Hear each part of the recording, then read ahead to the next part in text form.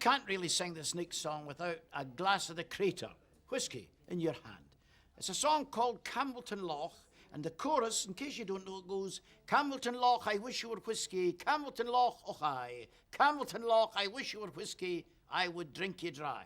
Now, I always wondered how this song came about, and when I was in Campbeltown, I asked this old gentleman, one of the oldest inhabitants, if he could tell me how the song originated.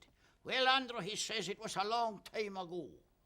You see, at that time, there was 14 distilleries up there on the hill behind Campbeltown, just after the Garden of Eden it was.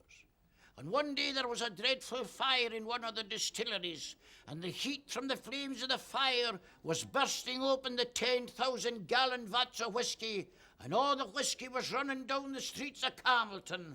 And all the men of Campbeltown were running down the streets after the whiskey. And they were grabbing pots and pans and gilly jars and anything they could grab their hands on, to, as long as, you know, they were grabbing them from the table, from below the bed, just as long as they would hold the precious fluid. But unfortunately, on that particular day, there was a cadet naval training ship in the harbour, and it was full of young boys, too young to know what they were doing. And they went up the hill and they put the fire out. It was an English ship.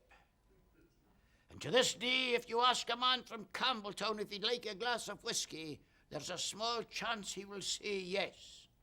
But if you say to him, would you like some water in your whiskey, he will remember the tragedy and he will reply, no thank you. What's the good of starting a fire and then putting it out?